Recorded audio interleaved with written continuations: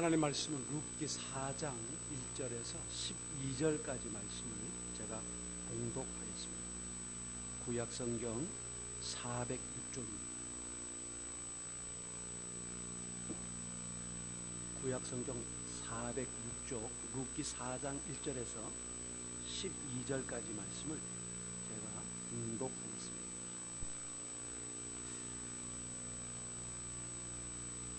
보아스가 성문으로 올라가서 거기 앉아있더니 마침 보아스가 말하던 기업 물을 자가 지나가는지라. 보아스가 그에게 이르되 아무개 이리로 와서 앉으라 하니 그가 와서 앉으매 보아스가 그 성읍 장로 10명을 청하여 이르되 당신들은 여기 앉으라 하니 그들이 앉으매 보아스가 그 기업 물을 자에게 이르되 모압 지방에서 돌아온 나오미가 우리 형제 엘리멜렉의 소유지를 팔리하므로 내가 여기 앉은 이들과 내 백성의 장로들 앞에서 그것을 사라고 내게 말하여 알게 하리 하였노라. 만일 너가 물으려면 물으려니와 만일 너가 물으지 아니하려거든 내게 고하여 알게 하라. 너 다음은 나요 그 외에는 물을 자가 없느니라 하니 그가 이르되 내가 물이라 하는지라. 보아스가 이르되 너가 나오미의 손에서 그 밭을 사는 날에 곧 죽은 자의 아내 모압여인 룻에게서 그 죽은 자의 기업을 그의 이름으로 세워야 할지니라 하니 그 기업 물을 자가 이르되 나는 내 기업에 손해가 있을까 하여 나를 위하여 물으지 못하노니 내가 물을 것을 너가 물으라. 나는 물으지 못하겠노라 하는지라. 옛적 이스라엘 중에서 모든 것을 물으거나 교환하는 일을 확정하기 위하여 사람이 그의 신을 벗어 그의 이웃에게 주더니 이것이 이스라엘 중에 증명하는 전례가 된지라. 이에 그 기업 물을 자가 보아스에게 이르되 너가 너를 위하여 사라 하고 그의 신을 벗는지라.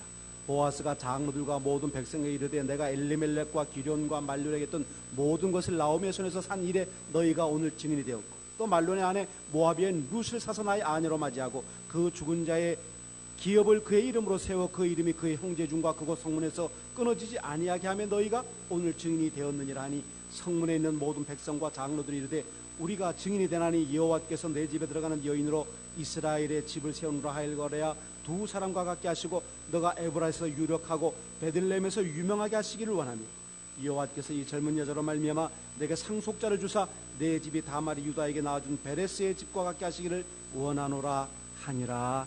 아멘.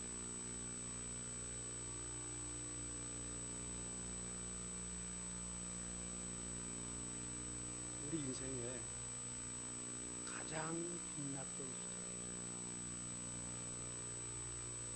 눈부시게 빛났던 삶을 살던 시절은 언제였을까?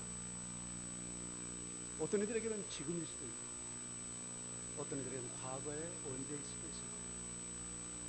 가장 빛났던, 가장 탁월했던, 가장 힘찼던 이렇게 묻는 질문이 하나. 어둠과 난관과 고통 속에서 믿음으로 살았다. 믿음으로 살았던 기억, 믿음으로 이겨냈던 기억, 믿음으로 승리했던 기억. 그 척박하고 그 질덕대는 우울한 삶에서 믿음 하나 때문에 일어설 수밖에 없어요. 그 빛났던 삶은 자신의 믿음이 가장 빛나게 했던 내가 믿음이 나에게 이 믿음으로 승리할 수 있는 힘이 있어. 우린 끊임없이 인생 속에서 도전받고 좌절의 유혹을 받고 자기 스스로 자기 자신을 기만하고 나약하게 생각하고 스스로 부패하고 타락하게 됩니다. 인생의 걸음을 걸을 때마다 발걸음을 뗄 때마다 생각지도 못했던 어려움과 문제와 도전들이 끊임없이 우리 속에서 나타나게 되어 있습니다. 룻도 그랬습니다. 우리의 삶은 늘 거부하고 도전하는 삶의 반복 속에서 하나님에게 점점 가까이 나아가고 있었습니다. 룻은 이질적이고 낯선 이방 땅 한가운데서 스스로를 구원하기 위해서 대담한 결정과 충돌적인 행동을 함으로 해서 위험을 스스로 무릅쓰고 그러나 그것은 그의 믿음이었습니다. 오늘 우리도 이 믿음의 도전을 하는 마지막 막바지에 와 있습니다. 뭔가 오늘 주어진 삶에 최선을 다했을 때 그리고 우리가 알지 못하는 사이에 하나님의 곁에 있음을 알게 됩니다. 내가 걸어왔던 그 길이 나만 걸었던 그 고독과 외로움의 길이 아니라 하나님이 나와 함께 하셨던 그 길임을 우리가 알게 됩니다. 바로 지금 룻이 점점 더 그 하나님의 손길들을 뜨겁게 맛보는 그 감격의 자리로 나아가고 있습니다. 우리 본문 말씀, 우리 1절 말씀을 같이 보십시다. 1절 말씀을 같이 봅니다. 1절. 보아스가 성문으로 올라가서 거기 앉아있더니 마침 보아스가 말하던 기업 물을 자가 지나가는지라 보아스가 그에게 이르되 아무개여 이리로 와서 앉으라 하니 그가 와서 앉으매. 이런 보아스는 역시 보아스였습니다. 3장 18절 기억나시죠? 그 사람이 오늘 이 일을 성취하게 되는 쉬지 아니하리라. 누가 말했죠? 시어머니 나오미가 했던 말입니다. 보아스는 결국 가만히 있지 않아. 널 사랑하니까. 널 위해서 무슨 일이든지 할 수 있습니다. 너를 위해서라면 그 사람의 삶 전부를 내놓을 수 있는 사람이에요. 보아스는 지체하지 않고 그 기업물을 넘버원, 그 퍼스트, 첫 번째 사람을 불러야지. 왜? 자신과 루카의 결혼 문제를 해결하기 위해서 적극적으로 움직이는 겁니다. 성문에 올라가서, 이 성문이라는 말은, 성문에 올라가서라는 말은 이 시장을 이루고 있는 큰 광장을 말합니다. 여기서 이제 재판도 하고 회의도 하고 또 만남의 장소를 갖기도 하고요. 또 사실은 사업 거래를 하기도 하고요. 또 친구를 만나는 약속 장소로서 참 좋은 장소였습니다. 자, 이제 룻에게 약속한 대로 보아스가 이 임무를 또 맡습니다. 이 성문에서 그 기업 물을 자를 만나서 그를 이제 앉게 하는 겁니다. 참 재밌어요.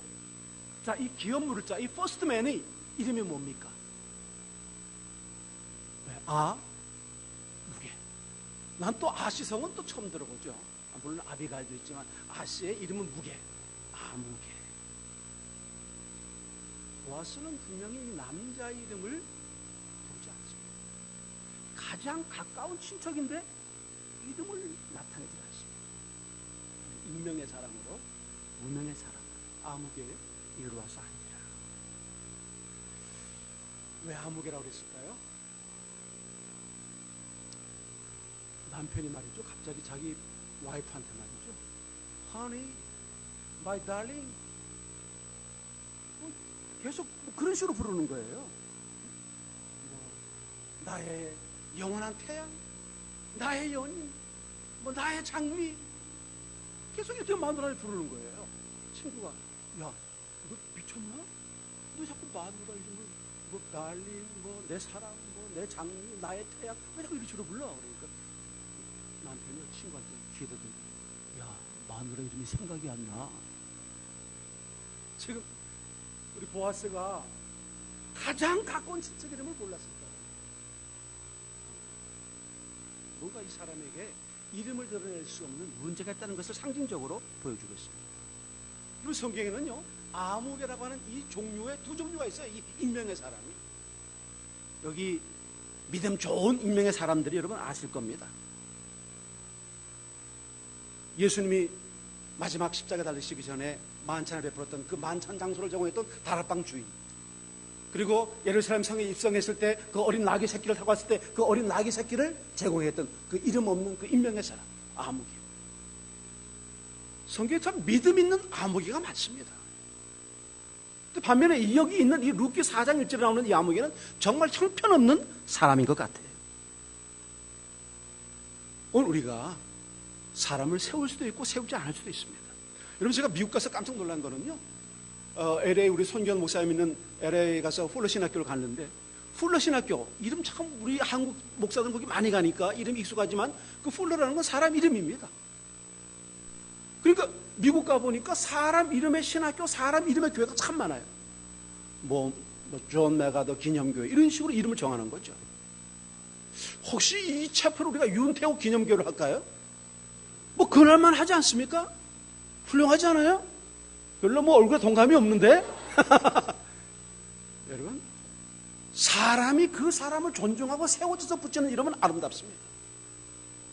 스스로가 자신의 이름을 드러내기 위해서 자기를 밝히는 것은요, 이건 자만과 교만일 수가 있죠. 여기 아무개는 바로 뭘 의미할까요? 이 사람이 불명예일 것이라고 하는 암중 의미를 담고 있는 말이죠. 자, 여러분 보세요. 더 중요한 건 2절입니다. 우리 2절 같이 읽습니다. 우리 남자들만 읽어야 됩니다. 2절은 여자가 읽으면 안 됩니다. 남자만 같이 읽습니다.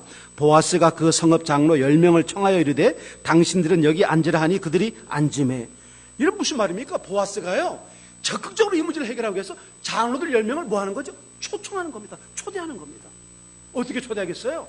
베들레헴에다가 야, 장로들 다 와라 이렇게 한 게 아닙니다. 자기 종들 다 보냈을 겁니다. 보아스는 제가 오모임 때 다시 이야기하려고 하지만 보아스는 굉장히 적극적인 사람이고요. 자기 주어진 일에 대해서 최선을 다하는 사람이었고요.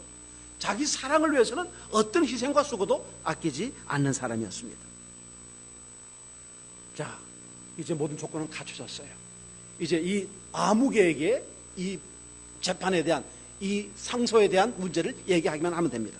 자, 3절 4절을 우리 같이 보겠습니다. 3절 4절을 같이 읽습니다. 보아스가 그 기업 물을 자에게 이르되 모압 지방에서 돌아온 나오미가 우리 형제 엘리멜렉의 소유지를 팔려함으로 내가 여기 안전히 들고 내 백성의 장로들 앞에서 그것을 사라고 내게 말하여 알게 하려 하였노라. 만일 너가 물으려면 물으려니와 만일 너가 물으지 아니하려거든 내게 고하여 알게 하라. 내 다음은 나요 그 외에는 물을 자가 없느니라 하니 그가 이르되 내가 물으리라 하는지라. 지금 보아스는요, 이 지금 자기가 왜 이 10명의 장로들을 데리고 이 판결을 기다리고 있는지 설명을 좀 하는 거예요. 이 루스의 문제를 이야기하는 겁니다. 자, 그래서 이제 그 사람에게, 그 사람이 넘버원이니까 그 사람 먼저 선택권을 지금 주는 거죠. 지금 보아스는 이 익명의 사람하고 굉장히 가까운 친척이니까 아주 잘 아는 사이였을 거예요. 뭐 친형제는 아니었다고 해도 말이죠. 자, 3절에서 얘기합니다. 나오미가 팔려함으로, 나오미가 이미 팔기로 결정했다. 이 땅을 가지고 있었는데 팔았다는, 남들이 다 죽었으니까 이제 이 엘리멜렉의 이름을 계속 지속시켜야 되는 상속권을 너가 가지라는 것이죠. 근데 4절에 뭐라 그랬어요? 만일 너가 물으려면 물으더니와. 이걸 이제 직역하면요, 만약 너가 구속하기를 원한다면 너는 구속해라. 율법의 그 명령대로 그렇게 해라. 여러분, 내가 물으리라 라는 말은 뭐죠? 보아스가 너가 안 하면, 책임을 안 하면 내가 책임지겠다, 이 얘기를 좀 하는 겁니다. 자, 분명히 이것은 율법이 그렇게 명한 겁니다. 그리고 이스라엘 사람은 반드시 이 명령을 따라서 이 책임을 져야 됩니다. 그럼 여러분, 5절 6절 말씀을 보면 오늘 주님의 사랑이 나타나게 됩니다. 우리 5절 6절 말씀을 같이 봅니다. 보아스가 이르되 너가 나오미의 손에서 그 밭을 사는 날에 곧 죽은 자의 아내 모압여인 루색에서 사서 그 죽은 자의 기업을 그의 이름으로 세워야 할지니라 하니 그 기업 물을 자가 이르되 나는 내 기업에 손해가 있을까 하여 나를 위하여 물으지 못하노니 내가 물을 것을 너가 물으라. 나는 물으지 못하겠노라 하는지라. 자, 여러분, 눈치가 다 챘죠? 3절 4절에서 제시를 했을 때 이 사람이 뭐라고 얘기하죠? 자기 지금 5절에서 말이 뭡니까? 자기 물으겠다는 거죠.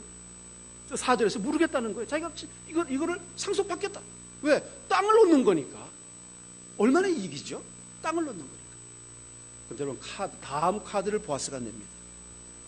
너 모압 여자 룻도 맡아야 돼. 이건 조금 부담되겠죠? 그 다음이 아주 결정탑니다. 그리고 이 땅의 이름은 룻의 자식이 갖게 된다라고 얘기하는 거죠. 여러분, 이 기업 물을 자가 그 땅을 기업 물음에 동의할 때까지 룻에 관한 정보를 주지 않습니다. 4절까지는. 4절 땅을 잡겠다고 이 익명의 사람 아무개가 딱 하니까 그 다음 카드가 뭐냐면 룻도 맡아라. 그리고 그 자식의 이름으로 이 모든 땅을 넘겨줘야 된다. 이 아무개가 손해볼 수가 없죠. 손해볼 일을 하고 싶지 않은 겁니다. 여러분, 이 아무개는 땅에 대해서는 관심이 있었지만 룻을 원하지는 않았습니다. 뭐라 그러죠? 나는 내 기업에 손해가 있을까 하여 결혼할 수가 없다. 거부. 손해가 되기 때문에 거부하는 거예요. 여러분, 예수 그리스도께서 자기 택한 백성을 위해서 자기를 죽으셨어요. 자기 모든 기업을 다 포기하고 하늘 영광을 포기하고 천국의 모든 이상을 다 포기하고 나를 구속하시기 위해서, 날 사시기 위해서, 나의 모든 상속권을 회복시키기 위해서 십자가에서 처참하게 죽으셨습니다. 그는 손해를 택했습니다. 오늘 이 아무개가 보여줬던 이 아주 이기적이고 이 계산적인 이 상황 속에서 우리 그리스도의 사랑이 얼마나 큰 것인지를 보게 됩니다. 오늘 우리를 위한 주님의 사랑, 이게 얼마나 놀라운 것입니까? 이름이 밝혀지지 않는 이 친족은 룻이 그에게서 나는 아들은 자기의 성이 아니라 전 남편의 성을 따른다는 것에 대해서 잘 알고 있었어요. 자, 그럼 그 아들이 물려받는 부동산, 자기가 돈 주고 산 이 부동산도 잃어버리게 될 것이다. 땅도 잃어버리고 자식도 내 자식이 아니고 내가 사랑하지 않는 룻까지 내 아내로 받아들일 수 없다는 계산이 쓴 겁니다. 룻을 사랑하지 않는 이 사람에게 이 거래는 좋은 거래가 아니라 좋지 않은 손해보는 거래였어요. 그래 여러분, 보아스는 이 룻과 부동산을 구속하기 위해서 어떤 값이라도 기꺼이 지불하려고 했고, 그 이유는 단지 하나입니다. 이 룻을 사랑했기 때문입니다. 그래서 여러분 5절 6절에서 말하죠. 너가 물으지 않는다면 내가 물으겠다고 말합니다. 오늘 이것이야말로 그리스도께서 교회를 사랑하는, 그 교회를 사랑해서 자신을 희생했던 하나의 예표, 그림자가 바로 보아스라는 한 인물에게서 보여주고 있습니다. 여기 고엘의 개념이 이 룻기 4장에서 13번 나타납니다. 대속자, 룻을 구원하기 위해서, 그 엘리멜렉의 혈통을 살리기 위해서 보아스가 고엘의 역할을 지금 13번을 강조하고 있는 거죠. 주님이 나의 고엘입니다. 어떤 절망과 어떤 고독 속에서 내가 과부가 되고 고아가 된다고 해도, 내가 살고 있는 이 땅이 이방이고 내가 아는 사람이 한 명도 없고 어떤 의타심이 없다고 해도 여전히 주님께서는 보아스처럼 나타나셔서 나를 지키시고 이끄시고 보호하시고 모든 필요를 채워주실 줄로 믿습니다. 올 한 해 이런 보아스와 같은 이 고혈이신 그리스도의 은혜를 맛보는 여러분들이 꼭 되시기를 바라겠습니다. 자, 이제 보아스가 이 사람을 맡겠다고 나섰습니다. 그래서 여기에 대한 확증을 줍니다. 7절 8절입니다. 여러분 7절 8절 말씀을 같이 읽습니다. 7절 8절입니다. 옛적 이스라엘 중에는 모든 것을 물으거나 교환한 일을 확정하기 위하여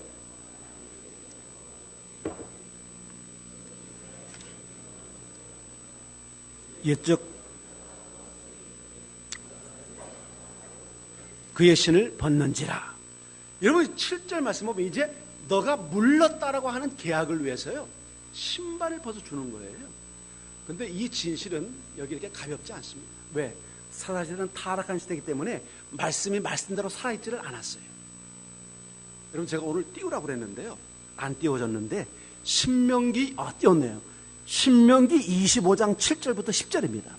자, 7절입니다. 그러나 여러분 천천히 보십시오. 그러나 그 사람이 만일 그 형제 아내 맞이하기를 즐겨하지 아니하면 그 형제의 아내는 그 성문으로 장로들에게로 나가서 말하기를 내 남편의 형제가 그의 형제 이름을 이스라엘 중에 있기를 싫어하며 남편의 형제된 의무를 내게 행하지 아니하나이다 할 것이요. 8절입니다. 그 성읍 장로들은 그를 불러다가 말할 것이며 그가 이미 정한 뜻대로 말하기를 내가 그 여자를 맞이하기를 즐겨하지 아니하노라 하면 9절 그의 형제의 아내가 장로들 앞에서 그에게 나가서 그의 발에서 신을 벗기고 그의 얼굴에 침을 뱉으며 이르기를 그의 형제의 집을 세우기를 즐겨 아니하는 자에게 이같이 할 것이라 하고 이스라엘 중에서 그의 이름을 신 벗긴 자의 집이라 부를 것이니라. 무슨 얘기죠? 이 사람이 율법대로 이 고엘의 역할을 안 하겠다고 하면 그 당사자 여자가 그 남자, 이 익명의 사람의 신발을 벗기고요, 얼굴에 침을 벗고요, 그 다음에 그 신발을 지붕 위로 던지는 거예요. 그리고 이 사람의 집을 뭐라고요? 신을 벗기운 자의 집이라고 말하는 거예요. 계대 결혼, 상속해야 될 사람이 없을 때 결혼해서 그 가통을 잇는 이 계대 결혼을 거부하는 남자의 신은 거부당한 여인이 벗기고 그 얼굴에 침을 뱉고 그 집을 신을 벗긴 자의 집이라고 칭한 겁니다. 무슨 말이죠? 믿음으로 살지 않는 자에 대한 모욕입니다. 말씀을 따르지 않는 자의 모욕, 공동체를 책임지고 공동체의 이 영원한 전통과 아름다운 한 가족됨을 감당하지 않는 자에 대한 모욕을 주는 사건이 바로 여기 신명기 25장 7절에서 10절까지 보여주고 있는 거예요. 그런데 이 사사시대는 타락을 했기 때문에요, 이걸 모욕으로 받는 게 아니라 신발을 그냥 벗어서 계약이라고 생각하는 거죠. 목사에게 그런 요구가 많죠. 자격도 없는데 뭐 직분을 주라, 뭘 주라고 그러죠? 술을 그냥 고래 터베기로 먹는데 집사 주면 술 안 먹겠습니다. 말도 안 되는 사람인데 무슨 직을 달라, 무슨 일을 달라. 오늘 여러분, 우리가 이 모임에서 훈련받은 사람들 아닙니까? 이제 우리 한제는 2월 첫째 주에 임명을 할 겁니다. 청직이. 임명을 하려고 하는데, 아니 이게 무슨 소리야? 다 우리가 얼굴 볼 때는 멀쩡했는데 내용을 보니까 국민의 의무를 했는데, 국방의 의무, 납세의 의무, 교육의 의무, 봉사의 의무가 있는데, 아니 도대체 이 사람은 주님을 사랑한다는 고백은 날마다 했는데, 아니 가장 기본적인 11조도 안 하고 살았어?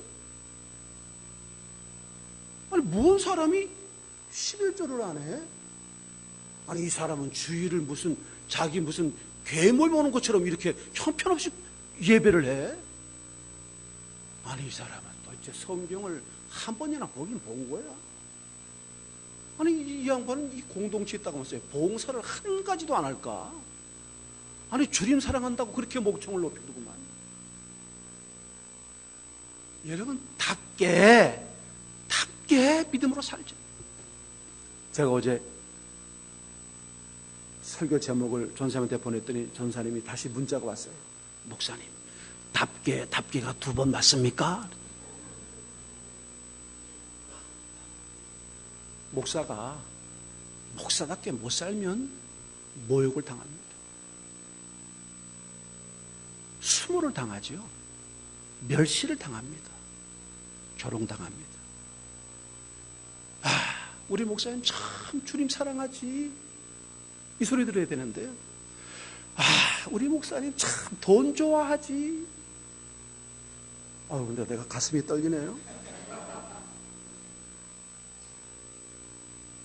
우리가 믿음의 사람답게, 훈련받은 사람답게, 이 공동체 사람답게 다운 삶을 살고 있네요. 못 살면 신발 벗겨서 얼굴에 침 뱉고 그 아파트 103동, 105동, 803호로 던져야 되지 않나요? 지금부터 여러분들 막 속으로 또 105동, 803호가 누가 사나? 막 찾고 있잖아요, 지금. 우리 집이에요. 성도가 타락하면 부끄러움을 모릅니다. 수치를 몰라요. 자신이 어떤 삶을 사는지에 대한 수치도 모르고 부끄러움도 없어요. 더 방식이 아닌가 하는 생각을 했습니다. 자, 여러분 8절에서 그리고 이제 9절에서 다음 단계로 넘어갑니다. 자, 8절에 그의 신을 벗는 자라고 해서 계약은 끝납니다. 그리고 이제 9절이 나타납니다. 여러분 9절 10절 말씀을 같이 봅니다. 9절 10절 같이 읽습니다. 보아스가 장로들과 모든 백성에 이르되 내가 엘리멜렉과 기론과 말론에게 있던 모든 것을 나오미의 손에서 산 이래 너희가 오늘 증인이 되었고, 또 말론의 아내 모압 여인 룻을 사서 나의 아내로 맞이하고,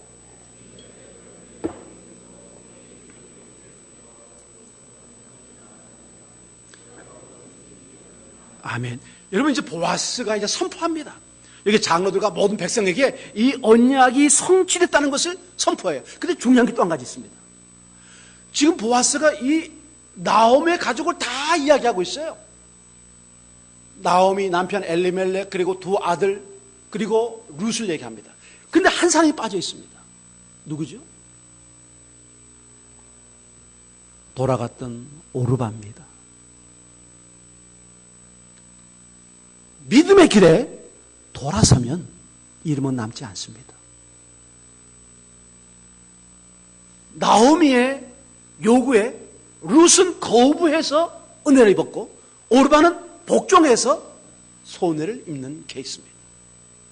여러분, 믿음의 길을 끝까지 가는 여러분들이 되시기를 바라겠습니다.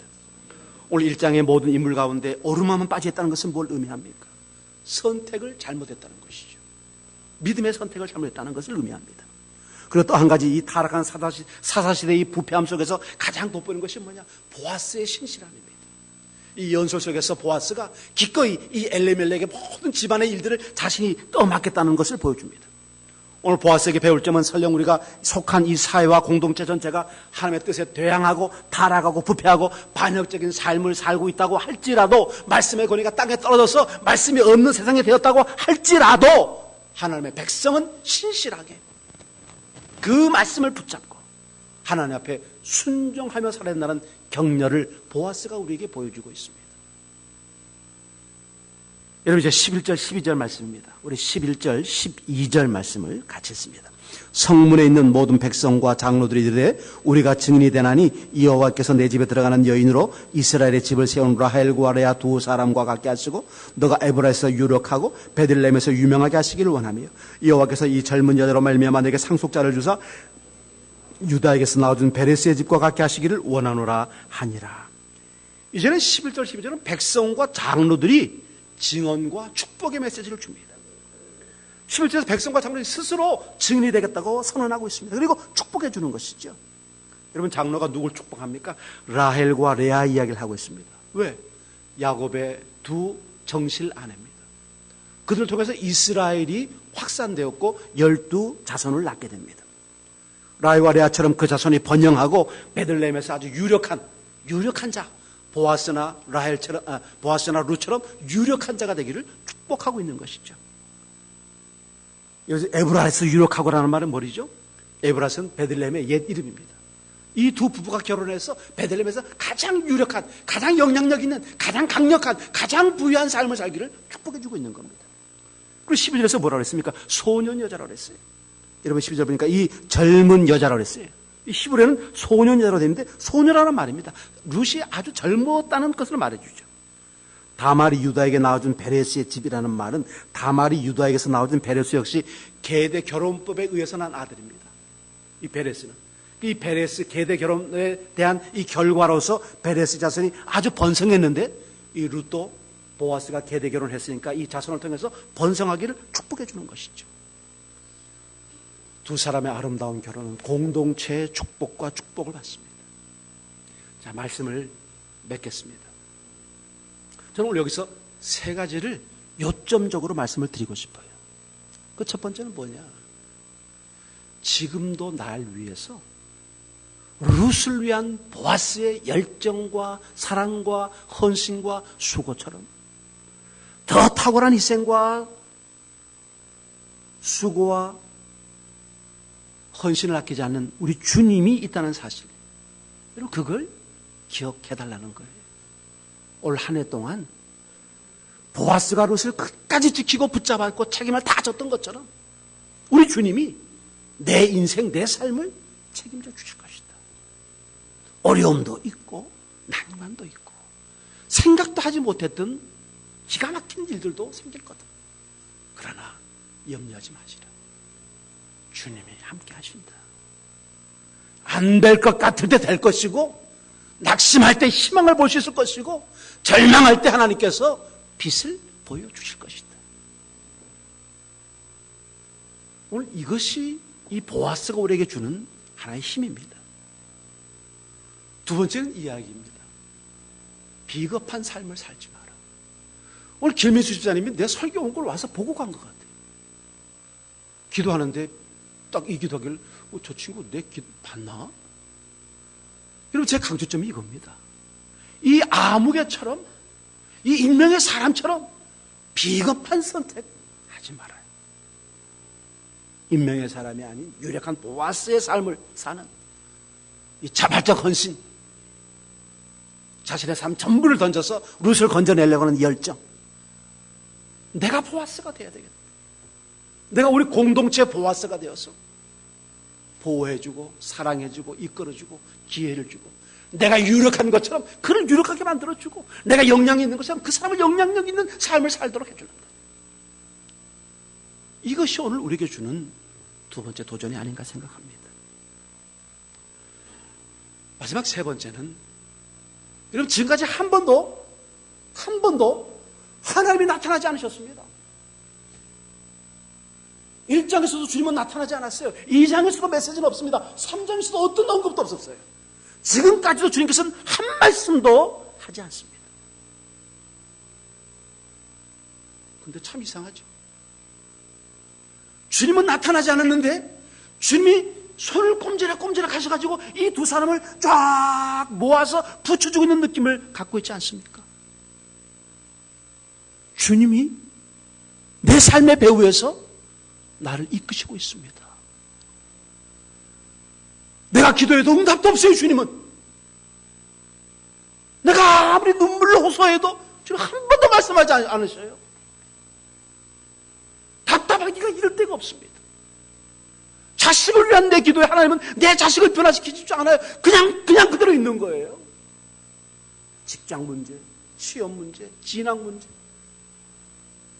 사랑에 대한 갈망, 육신의 연약함에 대한 연약함에 대한 주님의 치유, 많은 문제를 주님 앞에 내놓는데 주님은 한 말씀이 없어요.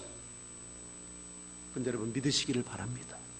주님이 날 향해서 움직이고 계십니다.